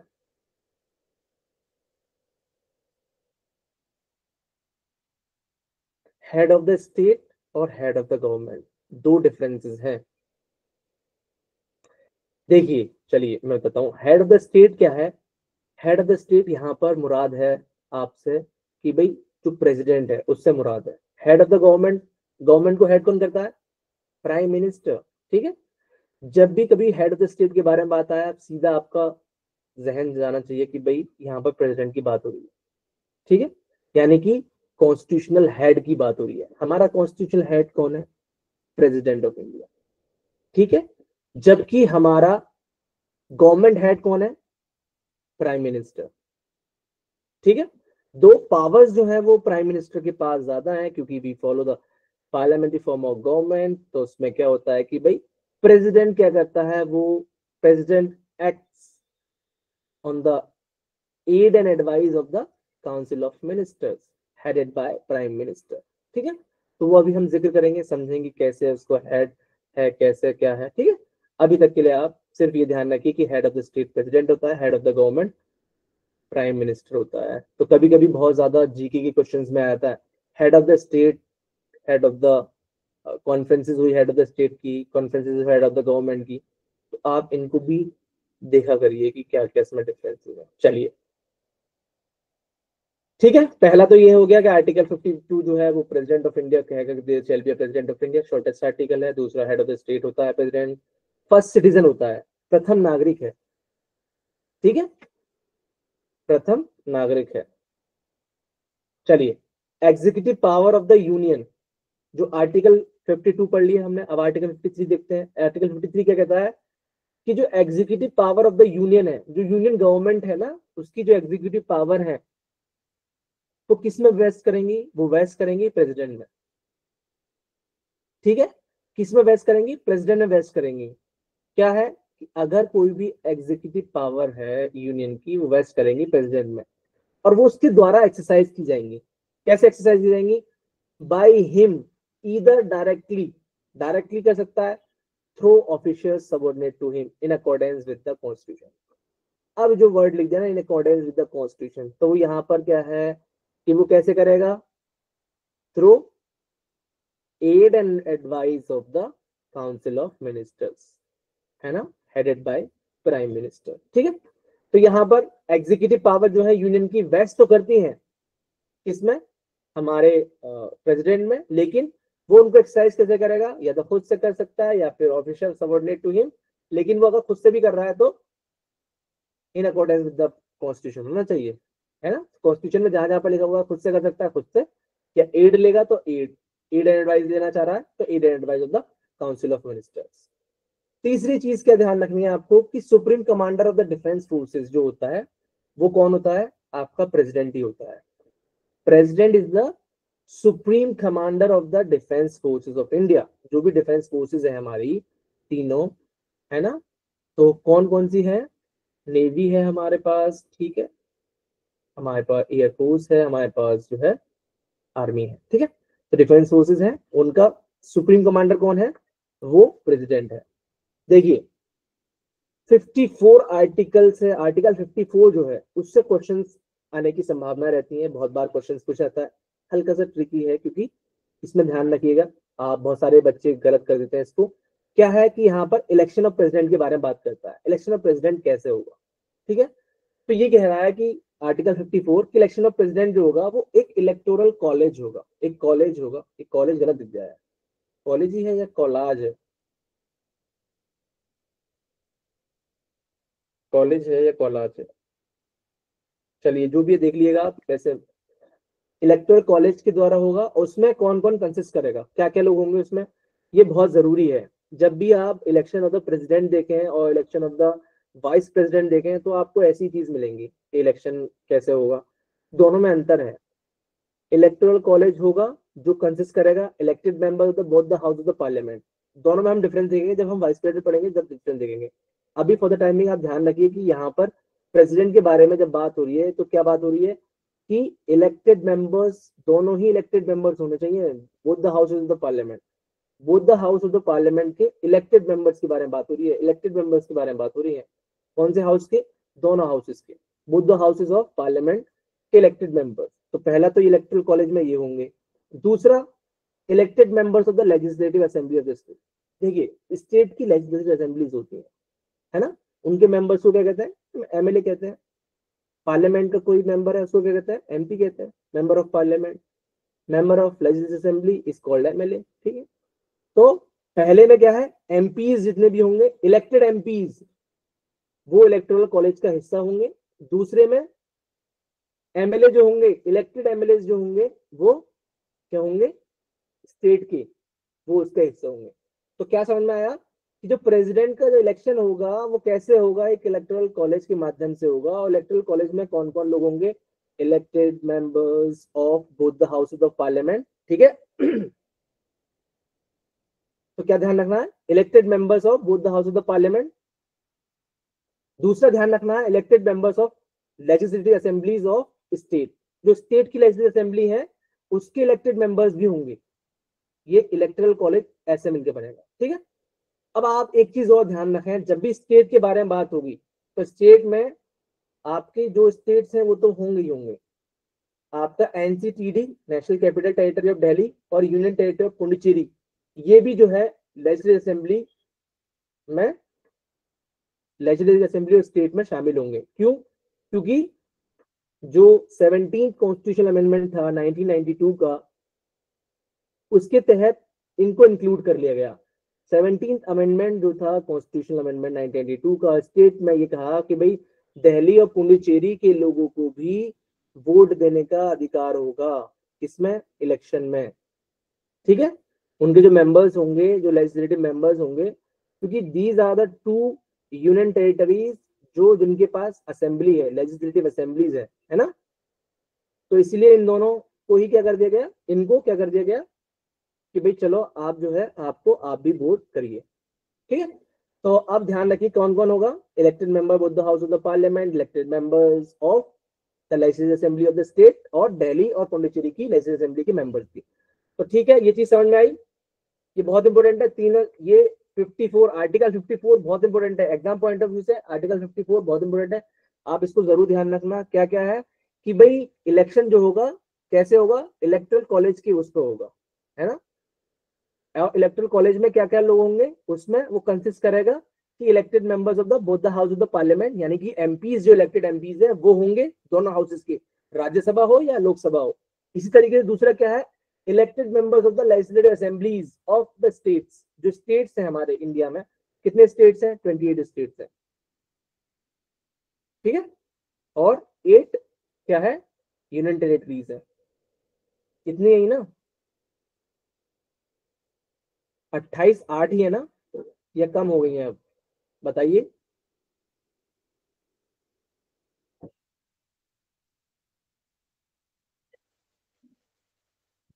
बताओ भाई। 8 ही है।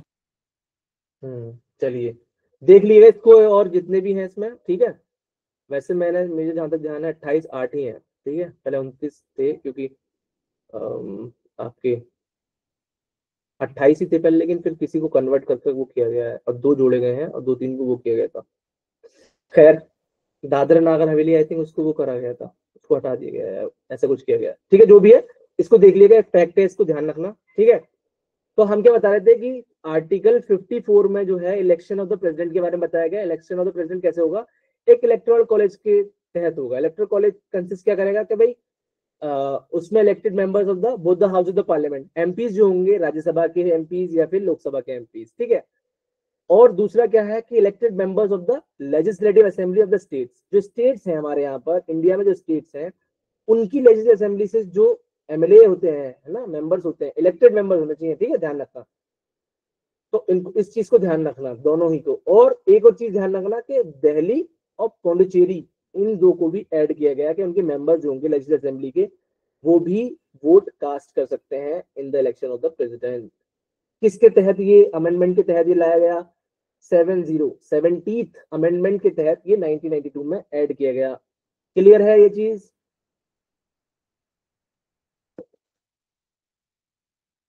चलिए, तो इसको ध्यान में रखना बहुत जरूरी है, मैं जोर दे रहा हूँ इस आर्टिकल पर, जरूर इसको याद रखना, ठीक है। चलिए, अब ये तो वो लोग हैं जो इलेक्शन में पार्टिसिपेट करेंगे। अब हम बात करते हैं those members who do not participate in the election of the president. अब वो लोग, जो वो मेंबर जो पार्टिसिपेट ही नहीं करेंगे, कौन कौन से लोग हैं वो जो पार्टिसिपेट नहीं कर सकते। पहला तो नॉमिनेटेड मेंबर्स पार्टिसिपेट नहीं करेंगे, ठीक है। देखा होगा आपने, राज्यसभा में 12 मेंबर्स को नॉमिनेट करता है प्रेसिडेंट, वो पार्टिसिपेट नहीं करेंगे because they are nominated members of the parliament, ठीक है।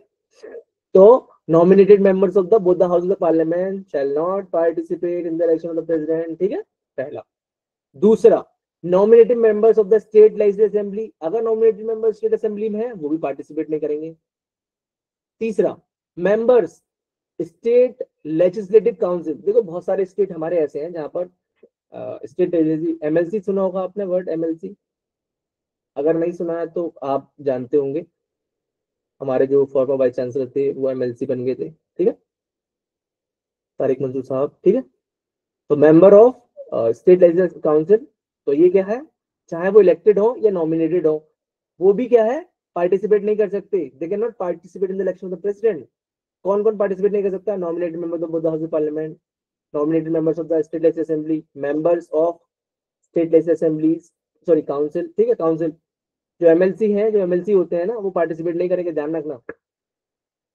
इसी तरीके से जो नॉमिनेटेड मेंबर्स हैं, जो क्या है, नॉमिनेटेड मेंबर्स हैं, किसके नॉमिनेटेड मेंबर्स हैं, आपके दिल्ली के नॉमिनेटेड मेंबर्स हैं या पुडुचेरी के नॉमिनेटेड मेंबर्स हैं, वो भी पार्टिसिपेट नहीं करेंगे, ठीक है।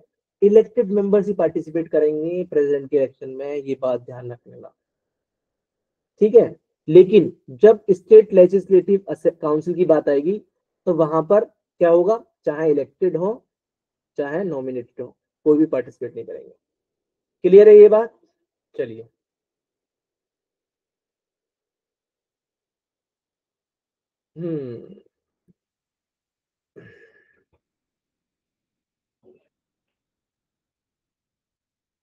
चलिए ठीक है, तो इसको ध्यान रखना।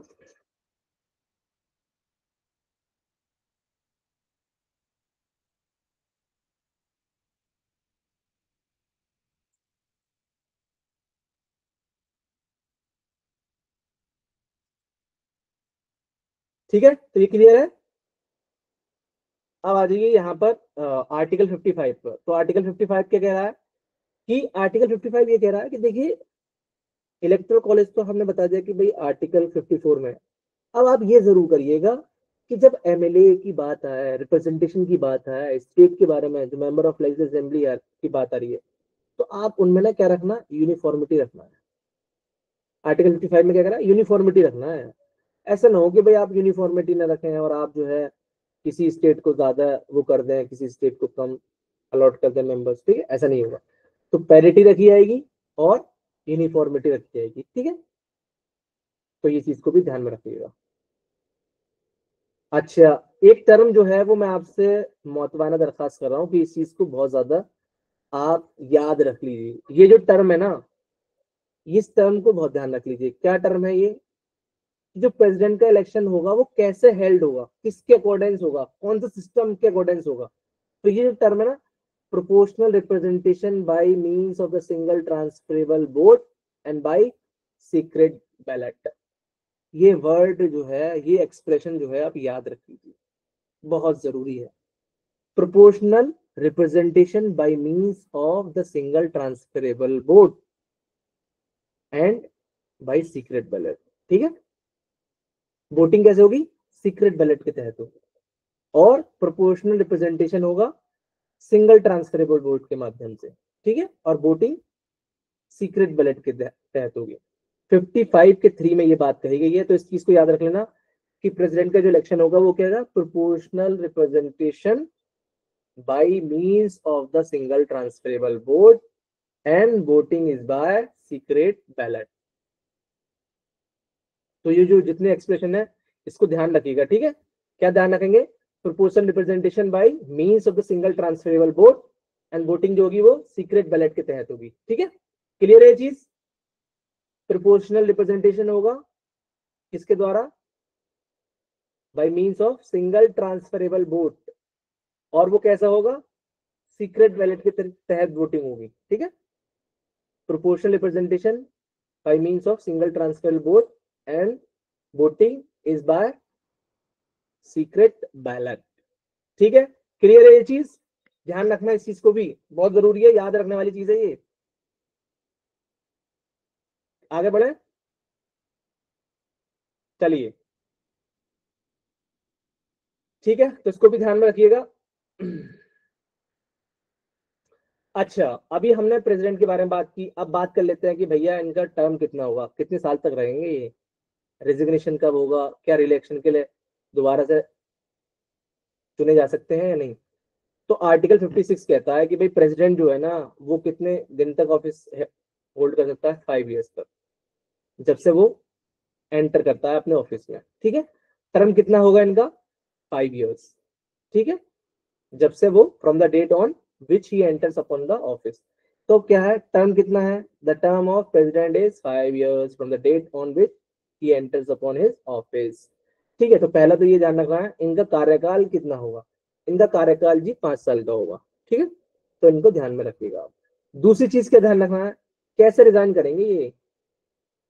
अगर इनके अंदर आत्मग्लानि हुई, इन्हें लगा कि यार हमने कोई डिसीजन गलत ले लिया, अब हमें रिजाइन कर देना चाहिए, या जो है गवर्नमेंट जो है हमारी जो काउंसिल ऑफ मिनिस्टर्स है वो ज्यादा ही उल्टी पुल्टी एडवाइस दे रही है, या जो भी सिचुएशन आती है, तो अगर ये रिजाइन करने के मूड में है तो कैसे रिजाइन करेंगे, है ना।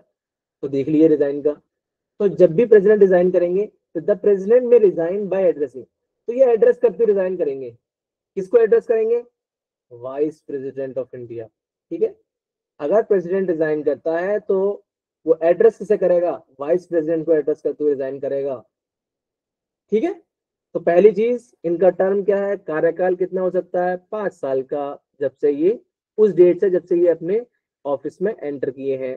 दूसरी चीज, ये कब तक जो है आपका, अगर रिजाइन देना चाहे, खुद से रिजाइन देना चाहे तो कब इनको रेजिग्नेशन अलाउड है और कैसे देंगे ये, तो इनको बताया कि आप रिजाइन कर सकते हैं, you may resign by addressing your resignation to the vice president. Vice president को आप जो है रिजाइन एड्रेस करते हुए रेजिग्नेशन दे दीजिए। ठीक है, तो इस चीज को भी ध्यान रखना बहुत इंपॉर्टेंट है, वैसे भी आपने लॉ की तैयारी करते वक्त पढ़ा होगा, बस ध्यान रख लीजिए अभी।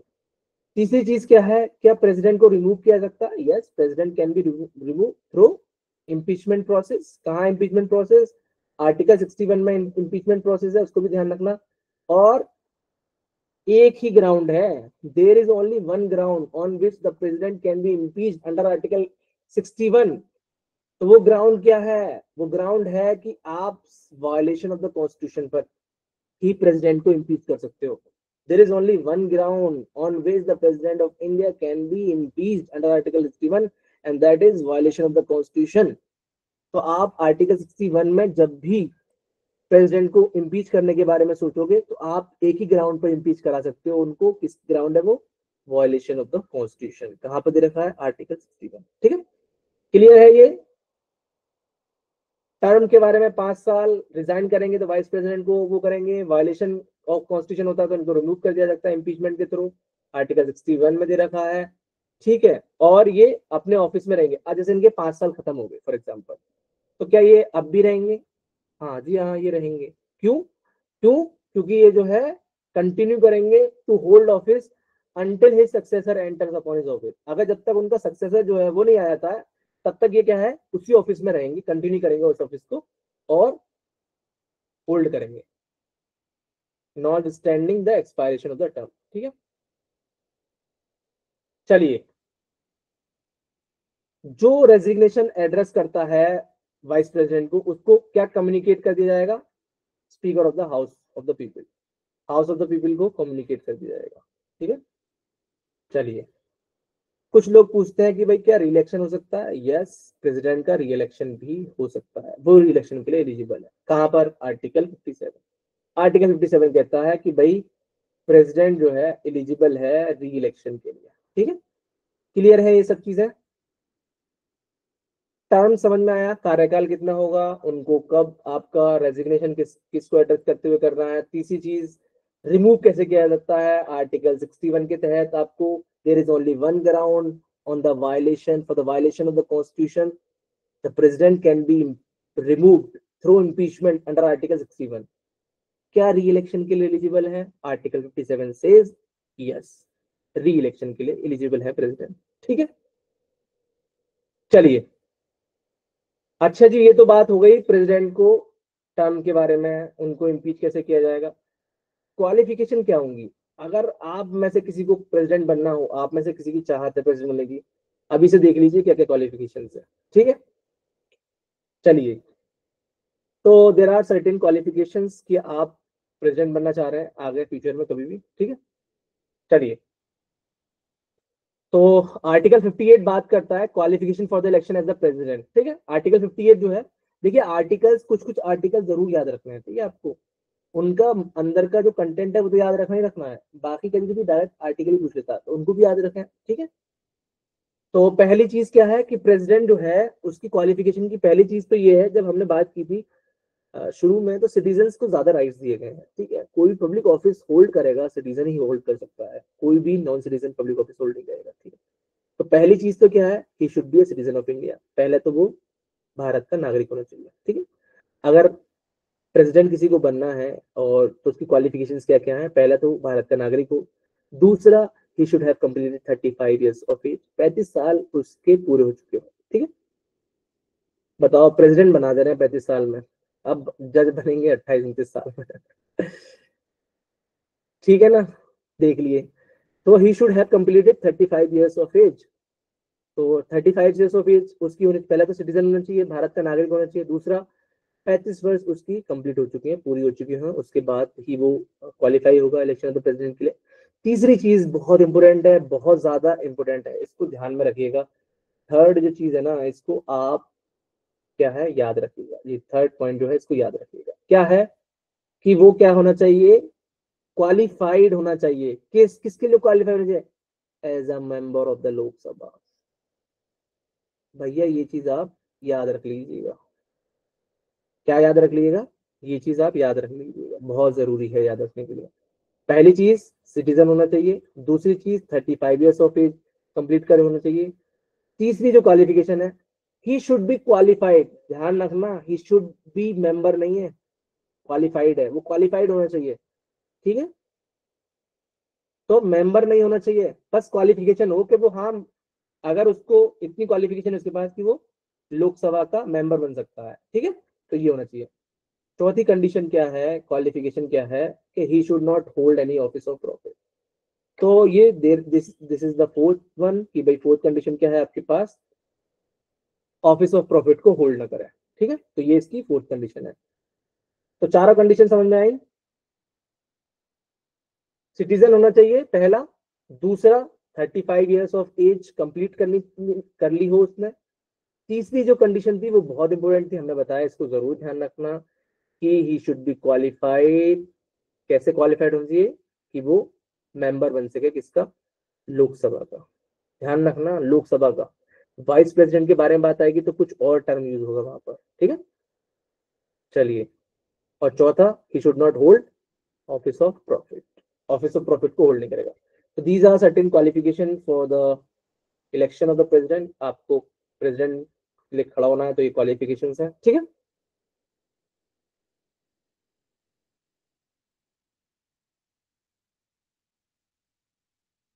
चलिए, a sitting president or vice president of the union, the governor of any state, and a minister of the union or any state is not deemed to hold any office of office and hence qualified as presidential candidate. कोई भी हो office of the profit नहीं वो रखेगा, ठीक है, ध्यान रखना। चलिए, तो कंडीशन ऑफ प्रेसिडेंट ऑफिस क्या है, कंडीशन क्या क्या होंगी प्रेसिडेंट के ऑफिस में, कि भी जब आप प्रेसिडेंट बन गए तो आपकी क्या कंडीशन होगी। भाई आप अगर प्रेसिडेंट हैं तो आप, पहली बात तो ये है, you shall not be a member of either house. आप मेंबर नहीं होंगे भाई, ठीक है। आप क्या होंगे, मेंबर नहीं होंगे, ठीक है। इधर हाउस ऑफ द पार्लियामेंट क्या है, आप मेंबर नहीं होंगे। तो ये चीज एक ध्यान में रखने वाली है, आप जो है मेंबर नहीं बनेंगे इधर हाउस ऑफ द पार्लियामेंट के। दूसरी चीज क्या है, ना ही आप लेजिस्लेचर के मेंबर होंगे, स्टेट की लेजिस्लेचर के, ठीक है। अगर आप मेंबर हैं और आप प्रेसिडेंट का चुनाव जीत जाते हैं, प्रेसिडेंट बन जाते हैं, तो आपको क्या करना पड़ेगा, ये ऐसा माना जाएगा, it shall be deemed that you have vacated that office. जो भी आप ऑफिस को होल्ड करे थे, आपने वो ऑफिस को अब वैकेट कर दिया है, ऐसा माना जाएगा। लो ऐसा मानेगा कि आपने उस ऑफिस को वैकेट कर दिया है, डीम्ड किया जाएगा कि you have vacated that office, और on the date on which he enters upon his office as president.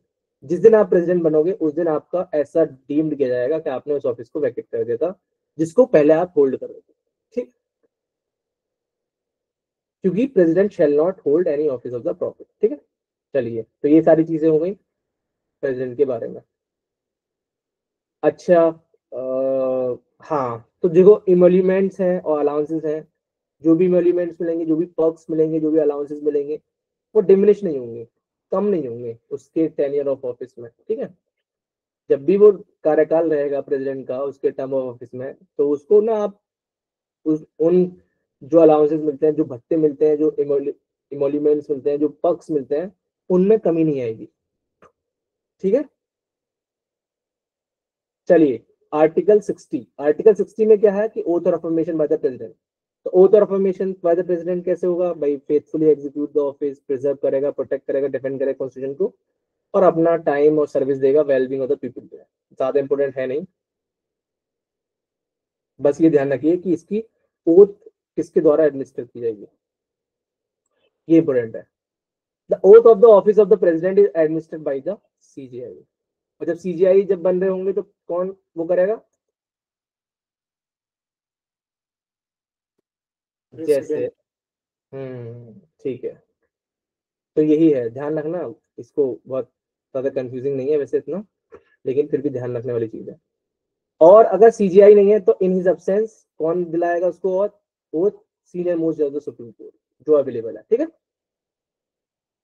चलिए अब तो बात हो गई ये टर्म्स के बारे में, क्वालिफिकेशन के बारे में, कंडीशन के बारे में। हमने बात की थी इम्पीचमेंट की, कैसे होगा इम्पीचमेंट।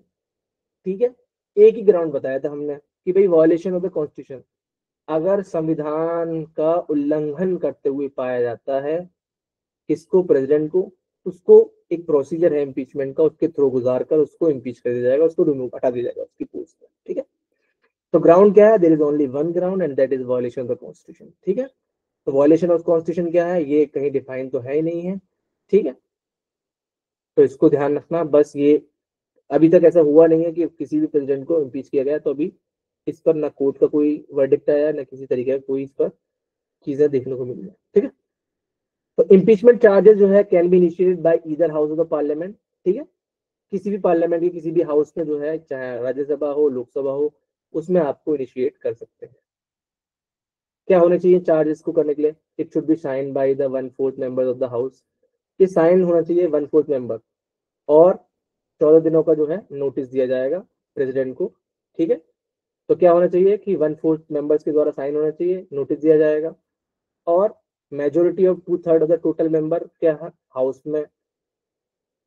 ठीक है, इसको जब भी इसको पास किया जाएगा रेजोल्यूशन को, तो इस पहले इसकी इन्वेस्टिगेशन होगी और राइट टू अपीयर दिया जाएगा प्रेसिडेंट को। ठीक है, तो ये बेसिकली ज्यादा इंपॉर्टेंट नहीं है, बस ये चीज ध्यान रखिए 40 डेज नोटिस, 1/4 मेंबर जो है जब भी साइन करेंगे तब इसके चार्जेस को इनिशिएट किया जाएगा, और प्रेसिडेंट को राइट टू अपीयर का चांस मिलेगा। ठीक है, अच्छा, in the context of impeachment दो चीज जरूर ध्यान रखनी है कि नॉमिनेटेड मेंबर जो है वो इनके इम्पीचमेंट में जो है क्या कर सकते हैं, क्या है, पार्टिसिपेट कर सकते हैं, बिकॉज दे इनके नॉमिनेटेड मेंबर जो है ना, इनके ध्यान रखना है दो चीज, जब भी इम्पीचमेंट की बात आएगी तो they can participate. Nominated members जो है, जो भी पार्लियामेंट के हाउसेज हैं, वो पार्टिसिपेट कर सकते हैं in the procedure of the impeachment of the president, जबकि वो इलेक्शन में भाग नहीं लेते, है ना। They do not participate in the election of the president. हमने पहले ही बताया कि जो इलेक्शन होगा प्रेसिडेंट का, उसमें कौन कौन, एक इलेक्टोरल कॉलेज होगा, फिर हमने बताया इलेक्टोरल कॉलेज में तीन लोगों के बारे में ज्यादा बताया, तीन तीन चीजों के बारे में बताया। पहला कि मेंबर्स होंगे, भी इलेक्टेड मेंबर्स होंगे both the house of the parliament. दूसरा, इलेक्टेड मेंबर्स होंगे किसके, की लेजिस्लेटिव असेंबलीज जो होंगी उनके इलेक्टेड मेंबर्स होंगे स्टेट्स की, और इंक्लूडिंग हमने बताया कि पौंडुचेरी और दिल्ली जो कि 17th अमेंडमेंट के तहत इंक्लूड किया गया उन दोनों को, तो वो पार्टिसिपेट कर सकते हैं। तो नॉमिनेट मेंबर पार्टिसिपेट नहीं कर रहे हैं, लेकिन when it comes to the impeachment, the nominated members can also participate in the impeachment of the president. ठीक है, इस बात को ध्यान रखिएगा। Elected member of the legislative assembly of the states and union territory of Delhi do not participate in the impeachment of the president, though they participate in the election। इसी तरीके से जो यूटी है आपका, पुडुचेरी यूनियन टेरिटरी है, और NCT Delhi, national capital territory of Delhi जो है, वो पार्टिसिपेट करते हैं इलेक्शन में, लेकिन यहाँ पार्टिसिपेट नहीं करेंगे इम्पीचमेंट में। तो ये दो चीज है, दो पॉइंट्स हैं। नॉमिनेटेड मेंबर इलेक्शन में पार्टिसिपेट नहीं करते, इम्पीच में पार्टिसिपेट करेंगे। Elected members of the union territory of Delhi, sorry, union territory of Puducherry and national capital territory of Delhi, वो पार्टिसिपेट करते हैं, लेकिन इम्पीचमेंट में वो पार्टिसिपेट नहीं करेंगे। ठीक है, अभी तक तो भाई किसी भी भारत के जो है प्रेसिडेंट को वो नहीं किया गया है, ठीक है। चलिए फिर देखते हैं आगे। अभी नेक्स्ट क्लास है आपकी शक्ति सर की, तो समझ में आया आप लोगों को सबको? कोई चीज जो आपको समझ में नहीं आई हो आप पूछ सकते हैं। आज हमने देखा भाई, रिलेशन देखा फंडामेंटल राइट्स का और डायरेक्टिव प्रिंसिपल स्टेट पॉलिसी का। उसके बाद हमने फंडामेंटल ड्यूटीज देखी, क्या क्या फंडामेंटल ड्यूटीज हैं, ठीक है। जब हम फंडामेंटल राइट्स का और डीपीएसपी का देख रहे थे तो हमने बताया था कि भाई पहला केस चंपाकम जोराय राजन वाला बताया था, ठीक है, स्टेट ऑफ मद्रास, ठीक है। फिर दूसरा हमने बताया था कि भाई प्री केरला एजुकेशन बिल है। फिर उसमें आपका तीसरा केस ही बताया था एक केशवानंद भारती का। चौथा बताया था हमने मिनरवा मिल्स का, ठीक है। तो ये जो केसेस हैं इनको जरूर ध्यान में रखिएगा, और भी केसेस हैं इस पर, लेकिन मेन जो केसेस हैं वो ज्यादा ध्यान में रखने वाले होते हैं। फिर इसके बाद हमने जो है आपका डायरेक्टली हम फंडामेंटल ड्यूटीज पर आ गए थे। फिर हमने बताया कि फंडामेंटल ड्यूटीज जो है वो आपके originally there were 10 fundamental duties, ठीक है। फिर हमने उसको वन बाय वन बताया। स्वर्ण सिंह कमेटी के द्वारा जो है रिकमेंडेशन पर 42nd अमेंडमेंट 1976 में इसको एडिट किया गया था। अलग चैप्टर 51A में जो है इसको इंसर्ट किया गया था, जो कि पहला 10 थी। 86 अमेंडमेंट के बाद 2002 में जो है ये 11 हो गई, ठीक है।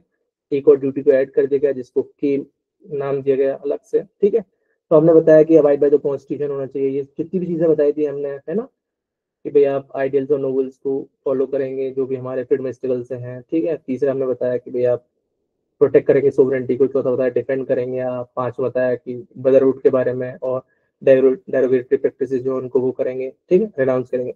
तो ये ऐसे हमने फंडामेंटल ड्यूटीज के बारे में, और हमने एक क्रिटिसिज्म के ग्राउंड बताया कि भाई ये जो है बहुत वेग है फंडामेंटल ड्यूटीज, ठीक है, और ये जो एग्जॉस्टिव नहीं है, इलिस्ट्रेटिव इन नेचर है। और इनको जो है हमने फिर बताया कि भाई कैसे इनको जो है हम इन्फोर्स करा सकते हैं। तो इन्फोर्स जो है अगर उस पर लॉ बना दिया जाए तभी उनको इन्फोर्स कराया जा सकता है, ऐसे ही डायरेक्टली इन्फोर्स नहीं कराया जा सकता। अगर उस पर कोई लॉ बनाया पार्लियामेंट ने और उस लॉ में एक्सप्रेसली ये लिखा कि हाँ हाँ ये अगर ये नहीं कर रहे हैं आप, ये फंडामेंटल ड्यूटी फुलफिल नहीं कर रहे हैं, तो you have to go through this fine और पनिशमेंट जो भी आप चाहें, ठीक है। फिर इसके बाद में हमने प्रेसिडेंट को डिस्कस किया, आर्टिकल 52 को डिस्कस किया, shortest article of the constitution. फिर हमने 53 executive power of the union के बारे में डिस्कस की, जो कि प्रेसिडेंट के अंदर वेस्ट करती है। फिर हमने 54 के बारे में बात की, जो कि आपके प्रेसिडेंट के इलेक्शन के बारे में बात करता है। कॉलेज, इलेक्टोरल कॉलेज के बारे में बात की हमने। हमने बताया कि भाई 54 में आपके तीन चीजें ध्यान रखनी है: elected member of the both the houses of parliament, elected member of the legislative assembly of the states, including state of union territories of Pondicherry and national capital territory of Delhi। ये कब add हुए थे? 17th amendment 1992 में ये add कर दिए गए थे। फिर इसके बाद हमने बताया था कि भाई एक चीज और ध्यान, कौन कौन पार्टिसिपेट नहीं करते, नॉमिनेट मेंबर पार्टिसिपेट नहीं करते, किसी भी हाउस के नॉमिनेट मेंबर पार्टिसिपेट नहीं करते, किसी भी स्टेट असेंबली के नॉमिनेट मेंबर पार्टिसिपेट नहीं करते, चाहे नॉमिनेटेड हो या इलेक्टेड हो।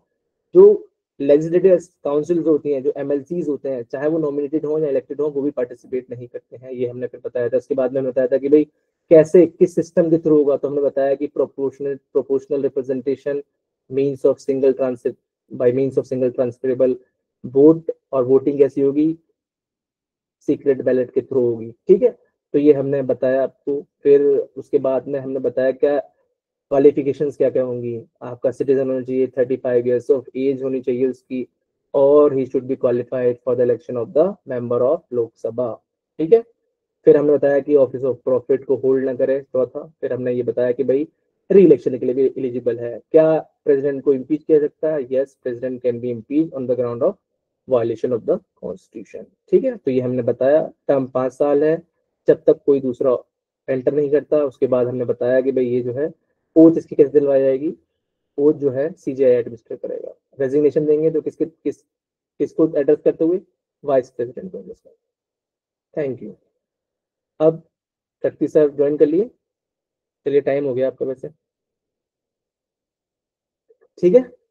तो टाइम हो चुका है आपका। शक्ति सर है क्लास में? जी जी सर। जी, ओवर टू शक्ति सर, ठीक है। Thank you. Very good evening, everyone.